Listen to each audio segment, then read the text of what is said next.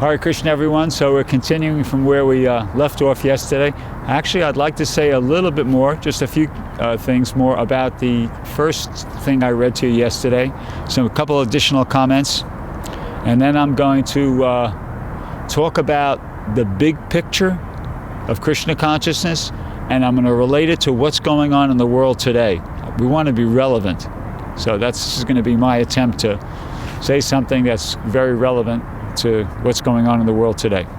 Okay, so once again, further commenting on something I read yesterday, that first paragraph from a purport of Srila Prabhupada. Prabhupada said, only Krishna can deliver us from this material existence. Indeed, he is always trying to deliver us. He is within our hearts and he is not at all inattentive. His only aim is to deliver us from material life. So as I think I said yesterday, that's a very important sentence.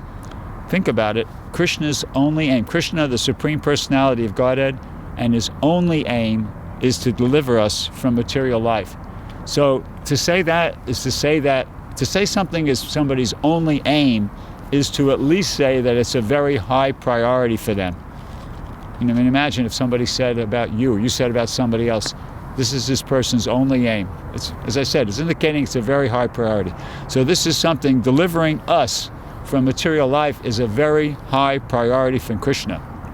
Now, and who is us? Well, if you look at, I have the print in front of me so I can see. It's not a capital U.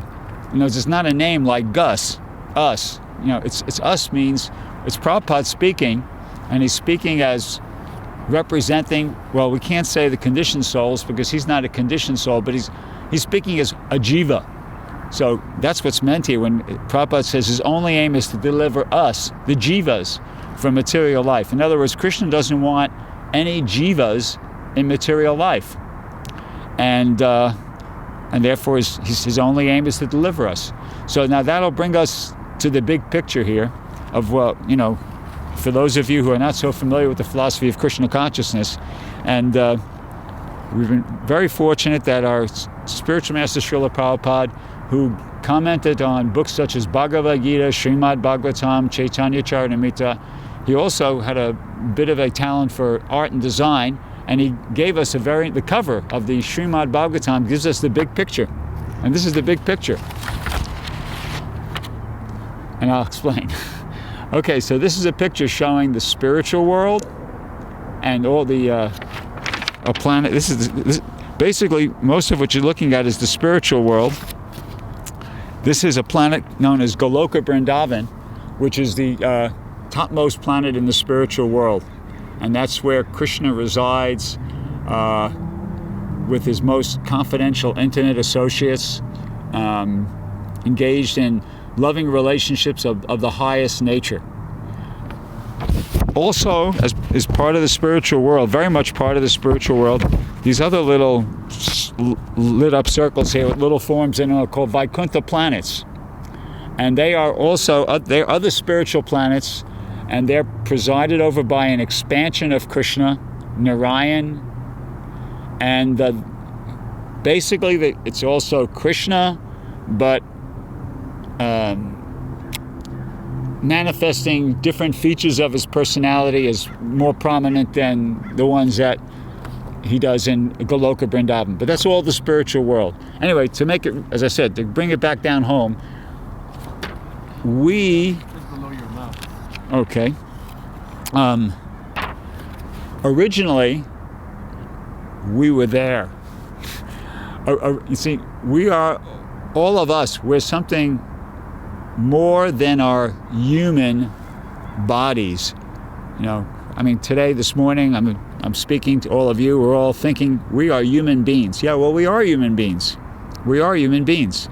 But inside our human body is a soul, is something that's making it alive. And that thing that's making our human body alive is eternal. I'm giving you the philosophy of Krishna consciousness.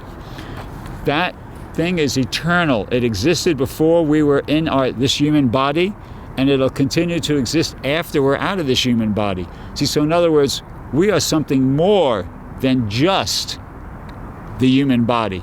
See, our identity is something more than just that we are human beings. We are actually spiritual beings having a human experience. In other words, we're spiritual beings, eternal spiritual beings in a material human body. Okay? Originally, long time ago, before we were in these human bodies, or any material body for that matter, we were in the spiritual world. We were residents of one of these Vaikuntha planets, or Goloka Vrindavan, and there we were serving Krishna. What goes on in the spiritual world is that the jivas, or spiritual living beings like us, they're all engaged in activities to try to please Krishna, or on the Vaikuntha planets, Narayan. That's the program there. The program is to glorify and engage in activities to please the Supreme Personality of Godhead. Now, as I read yesterday, that has to be done freely. In other words, all the residents of the spiritual world, they have free will, they have free choice, and they have to want to do that. Otherwise, it's not love. And just like we heard yesterday, Prabhupada said, Krishna is not a gunpoint lover. He doesn't want glorification and service from beings, people, who are doing it because they feel that out of fear or whatever, like that. No, he wants to, it's only pleasurable to him when those spiritual living beings are doing that glorification and rendering that service to please him out of love, because they want to. Okay? So, the point is that we were all in the spiritual world. At some point, all of us who are now here in the material world made the choice that we wanted to try to be happy by some other program. We became disinterested in the idea, or opposed to the idea of trying to find our happiness and success and perfection in life by glorifying and trying to please Krishna, or Narayan, the Supreme Personality of Godhead. And we're free to do that. We have that prerogative, because once again, Krishna, the nature of the spiritual living being is he has free will. But there's no place for that in the spiritual world. So in order for Krishna to facilitate the exercise of our free will, he creates the material world. And the material world is shown here in this picture is that sort of smaller circle underneath that, what I told you already is Goloka Vrindavan. And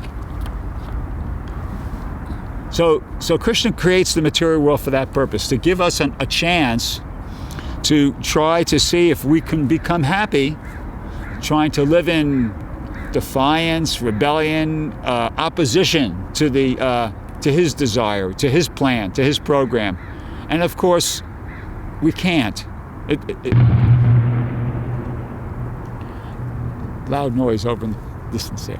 So this material world, it's simultaneously a place to give us the opportunity to try to see if we can become happy living apart from Krishna, but really more, in essence, it's a place to give us the opportunity to learn a lesson. And that lesson is that we cannot be happy trying to live in defiance, rebellion to the will of Krishna. And that's what we're supposed to be doing here. That's actually the one thing that we need to learn while we're here in this material world. That we're only going to be happy when we actually accept our constitutional position as eternal loving servants of Krishna and are prepared, willing to act in that capacity. So when we understand that, then we are eligible, then we're qualified, we're eligible to go back to the spiritual world. And that is the goal. That is the goal. Human life is very special because human life offers us the opportunity to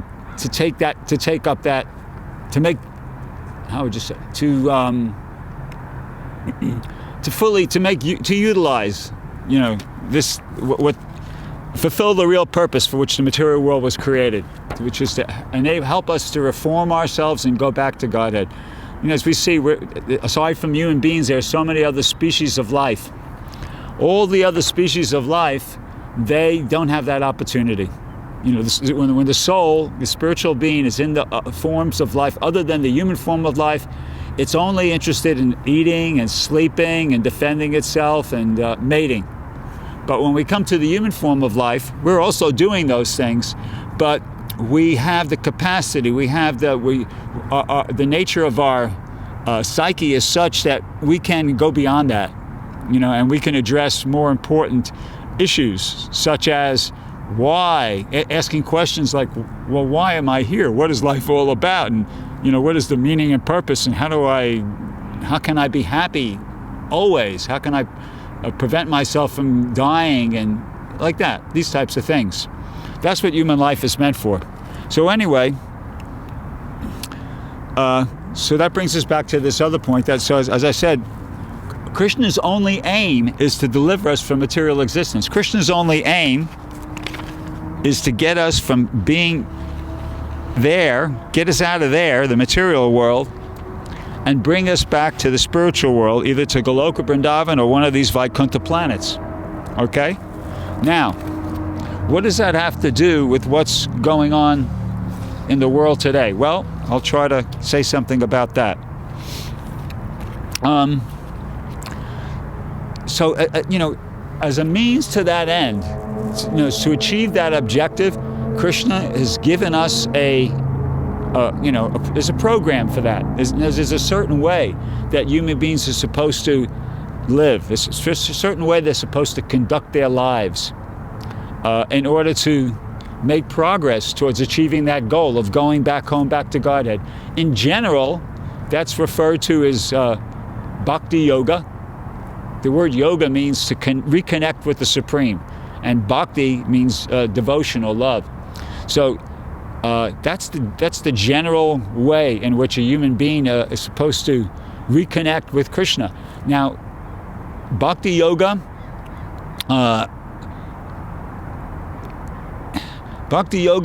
can be practiced in different ways, and according to the and those are adjustable according to the time and the place and the circumstance of the world at a particular time. Like, for instance, right now, according to the Vedic scriptures, we're living in a particular age, so to speak. Just like, to give an analogy to make it easy to understand. Excuse me for a second.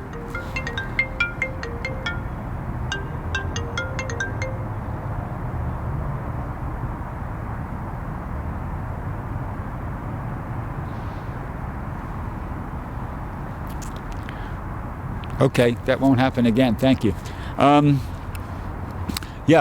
So just like you have 4 seasons in the year, spring, summer, fall, winter, according to the Vedic philosophy, you have the seasons of time, okay?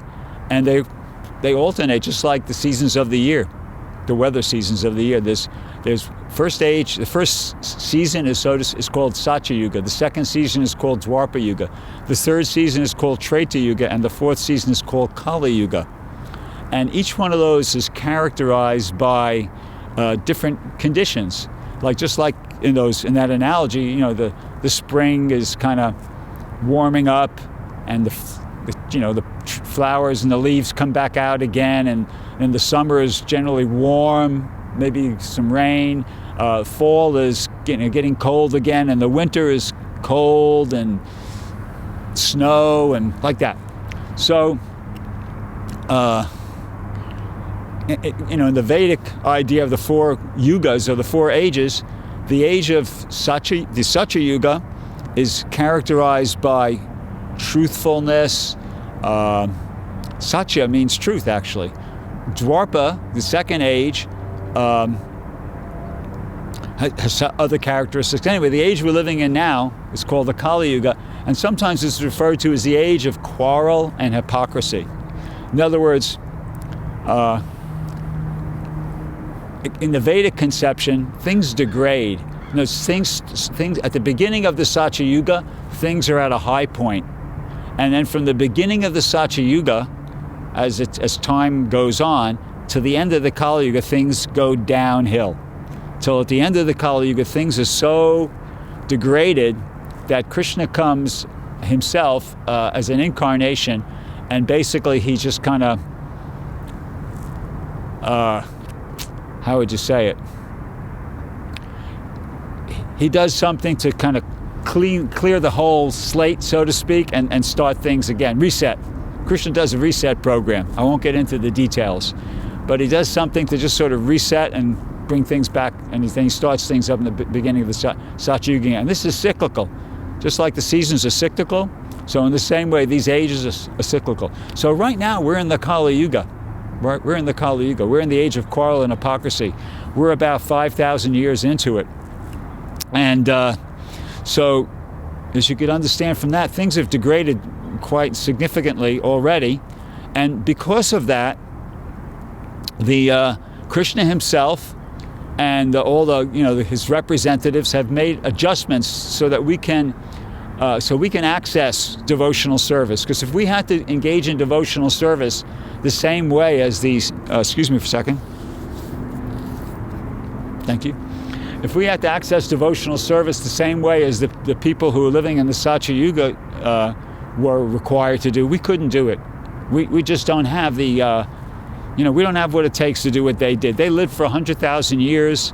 They were, much more intelligent. They had much stronger bodies, health, etc. So we're not capable of doing the type of bhakti yoga, the same type of bhakti yoga that they did. So the process has been simplified for us. And the age we're living in now, it's stated in the scriptures that the way to engage in devotional service is to congregationally chant the holy names of God. And then many of you have seen devotees on Hare Krishnas on the street chanting Hare Krishna, the Hare Krishna mantra. That's what they're doing.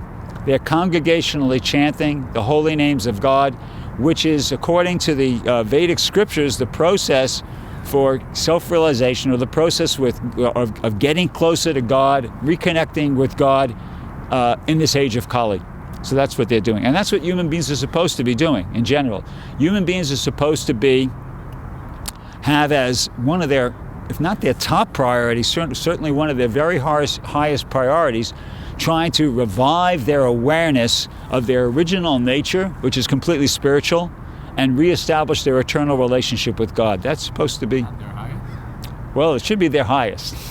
But if it can't be your highest, at least have it as one that's very high. And so that's what human life is really all about. And so now let's relate this to what's going on in the world today. If we look at what's going on in the world today, contemporary human civilization, we can see that that's not happening. It's unfortunately something very, very, very, very far from that is happening.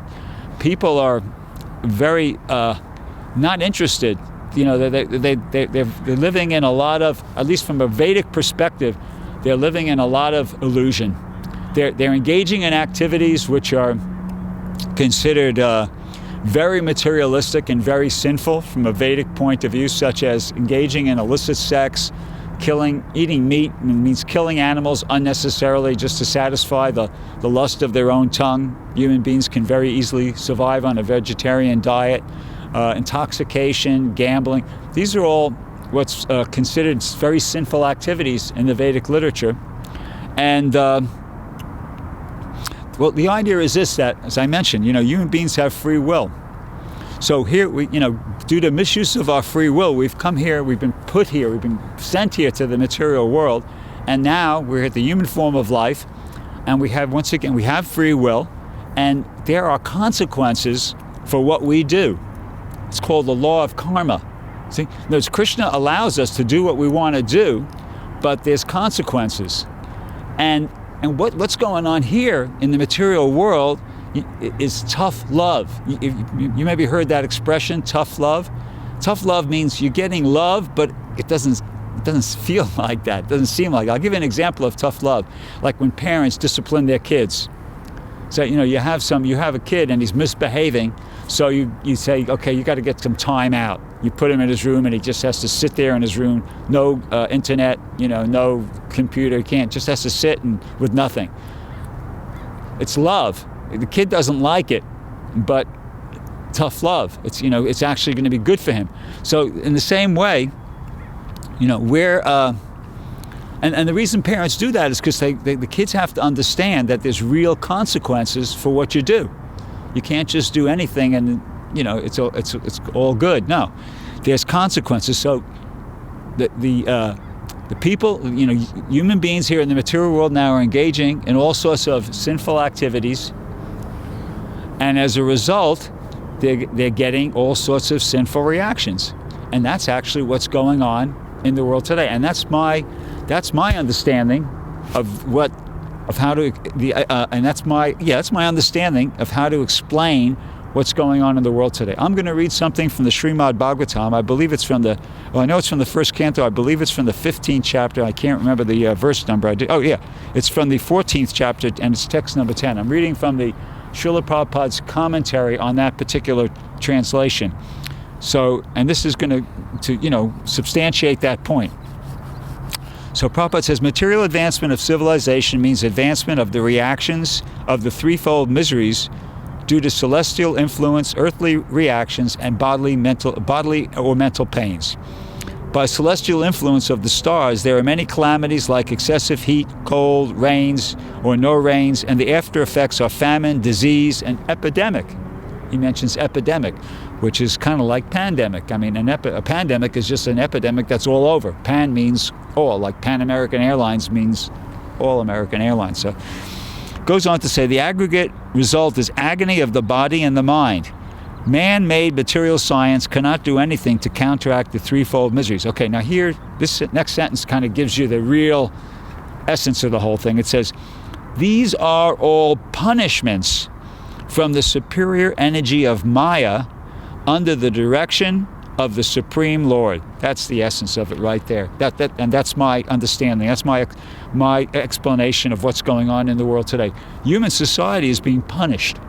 Human society is being punished for all it's getting reactions for all the sinful activities it's been engaging in for years and years and years and years and years. Just like in anything, in any field, here in the civil life in the United States, it's not when you commit a crime, the very next second you get apprehended and you get punished. No, it takes some time. They have to detect the crime, then you're apprehended, they have to get you, they have to set up a trial, and then you get tried, and then you see. So it's kind of like that too. Human society has been engaging in sinful activities, clocking up all the reactions, and then at a certain point, Krishna goes, okay, or Maya, the material energy goes, okay, well, I was hoping you guys would kind of get it, ease off and change your program, but no, okay, you're adamant, you want to behave like that. Well, here's your reaction, and that's what's happening. That this pandemic is a reaction to sinful activity, and all the stuff that's going on in the United States, all this ridiculous things that are going on politically. Superficially it appears like, oh yeah, it's this one's fault or it's that one's fault. It's just, once again, it's just reaction to sinful activity. Human beings who had full facility to take up, spiritual life, to become more spiritual, they turn their back on that, and as a result, they're getting slapped or saddled with a pandemic and completely, bad leadership. This is not an accident. This is happening by the arrangement of higher, as Prabhupada says here, the superior energy of Maya under the direction of the Supreme Lord. It's punishment. The human society is being punished. So, what's the solution? How do we get out of this punishment? Well, let's read on. Prabhupada says in the very next sentence, after he says these are all punishments from the superior energy of Maya under the direction of the Supreme Lord, then the very next thing he says is, therefore, our constant touch with the Lord by devotional service can give us relief without our being disturbed in the discharge of our human duties. So there it is, right there. There's the solution. he says we have to try to cultivate constant touch with the Lord by devotional service. We have to start engaging in devotional service. And if we do that, we will become freed from, we will avoid this punishment from the superior energy of Maya, which is under the direction of the Supreme Lord. Prabhupada goes on to say, the Asuras, however, who do not believe in the existence of God, make their own plans to counteract all these threefold miseries, and so they meet with failures every time. They won't surrender to the program. They can't accept the program, most people, unfortunately. And there's a verse in the Bhagavad Gita that goes, Moga Sha, Moga Karmano, Moga Jnana, Moga Sha, Moga Karmano, Moga Jnana, Vachetasaha, Rakshashim Asharim Chaiva, Prakatim Mohinim Shrutadat. In this diluted condition, all their fruitive activities, their hopes for liberation, their cultivation of knowledge, and their hopes for liberation are defeated. See? So in other words, if you're not prepared to surrender to, and cooperate with the higher authority of the Supreme Lord, then you're going to be defeated. You're going to defeat it in all your attempts to sort the problem out your own way. You're only going to get yourself in deeper, which is what's going on. So Prabhupada goes on to say, the Bhagavad Gita, chapter 7, text 14, clearly states that the reactions of the material energy is never to be conquered. And that's a very famous verse. Daivahi esha gunamai mama maya durachaya mameva ye papajante mayamitam tarantitai. Krishna says that this divine energy of mind, consisting of the three modes of material nature, is durachaya. I mean, it's insurmountable. It's just like... well, I don't know if this is a good example, but just like if a group of people attempt to overthrow the government, well, they really better have their stuff together, because, it's not easy to overthrow a government. I mean, it's like, you have to really have an organized and powerful attempt, because generally the governments are way more powerful. So in the same way, it's when you're engaging in activities, when you're not cooperating with the highest authority, the authority of the Supreme Lord, then you're going to be defeated. And that's what this verse is talking about. It says this material energy is never to be conquered because of the binding effects of the three modes. They can simply be overcome by one who surrenders fully in devotion unto the lotus feet of the Lord. So that's what Prabhupada, our spiritual master, is suggesting as the solution. People have to surrender. There's no other way around it. They have to surrender and engage in devotional service, and then mameviye papajante mayamitam tadantite. Then this divine. But one, the translation to that is, but one who surrenders unto me can easily cross beyond it. That's the solution to the problem. When anybody individually, or ideally when human society, if the human, or any group of human beings as a whole makes that decision to surrender to Krishna, take up devotional service, then mameviye papajante mayamitamta, they can easily cross beyond they'll be released from the control of this punishment. The punishment will be put aside. So that's my understanding of what's going on in the world today, why it's going on, and what we got to do about it. It's a punishment. Human society is being punished for all the sinful activities it's been engaging in, in recent times. And the solution is it has to understand that what the real purpose of life is, and take it up, and actually do something to make some progress towards reviving its relationship with its eternal relationship with God, and stop ignoring that, and stop acting like we're just here for our own enjoyment and no other purpose. That there's no other purpose to life than just for us to eat, drink, and be merry, and like that. That's this godlessness is the point I'm trying to make, is that this godlessness is the root cause of all the problems in human society today. And Krishna consciousness, this philosophy, offers a very comprehensive, rational, and reasonable philosophy, how people can because I mean, I'm not going to go into it, but there's a long history how we've come to the point we're at today. I mean, it's not like people don't know about God and religion, but they've become disillusioned by modern day, religions, or religions that have been around for the last couple of few thousand years.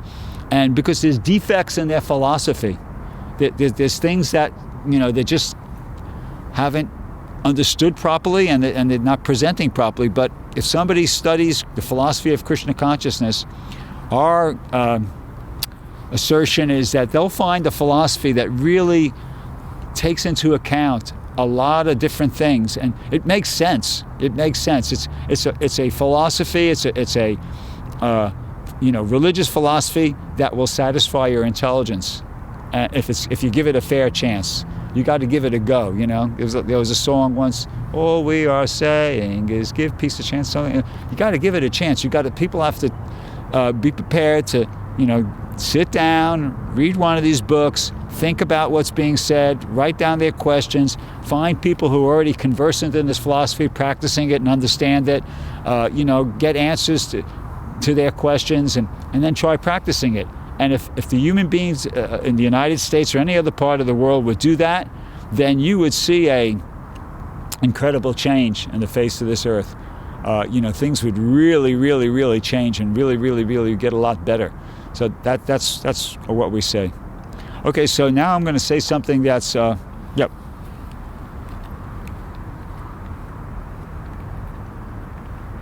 Oh, keep talking. Now I'm going to say something that's specifically meant for people who are already, this is a little in-house, in other words. This is for people who are already practicing Krishna consciousness and are members of the Krishna consciousness movement.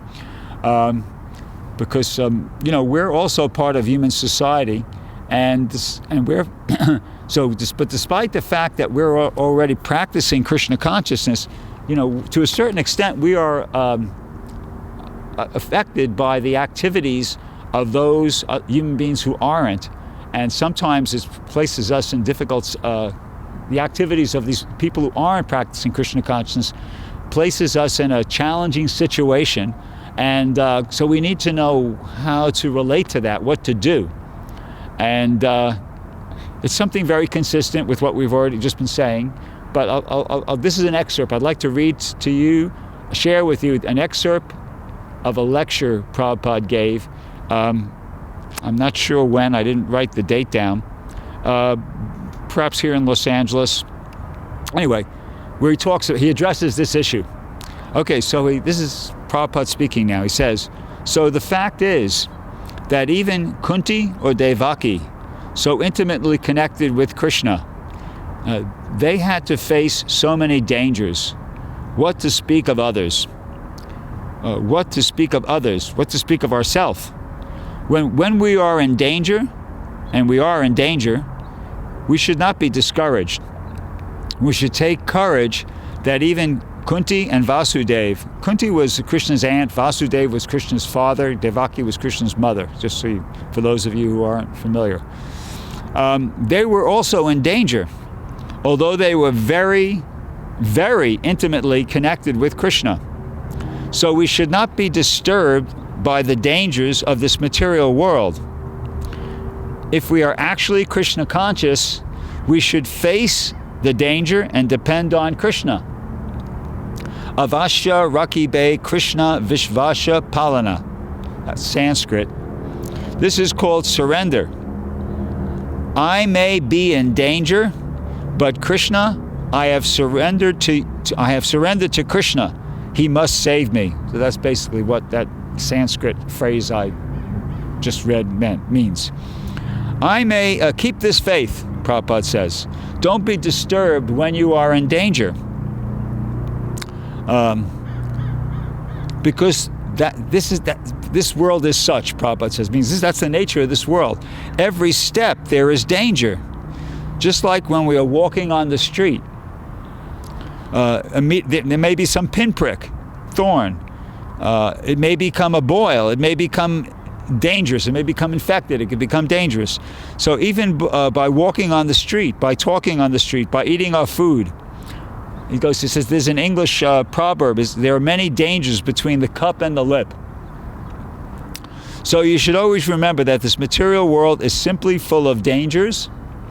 If you think that we are very safe, we are very expert, we have made this world very happy, then you are fool number one. Padam padam yad vipadam.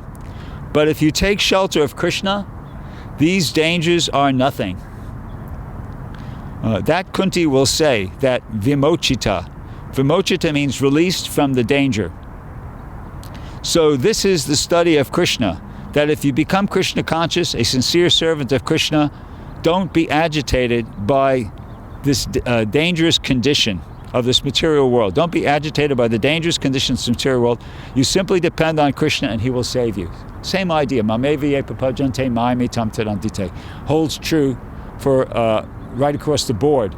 For those who are not at all engaged in devotional service, if they surrender to Krishna, they'll be released from these reactions to their sinful activities to a certain degree. And for those who are already engaged in devotional service, take shelter of Krishna even more as the way to deal with these calamitous situations which we're also affected by. I mean, it's not like just the people who aren't Krishna conscious are affected by the pandemic. Even people who are Krishna conscious have been affected by the pandemic, are affected by the inadequate leadership in different nations, parts of the world. So, but once again, that's the recommendation, that the solution to that is just take shelter of Krishna all the more. So we're just going to pause here for a second. Can you pause? Okay. Thank you.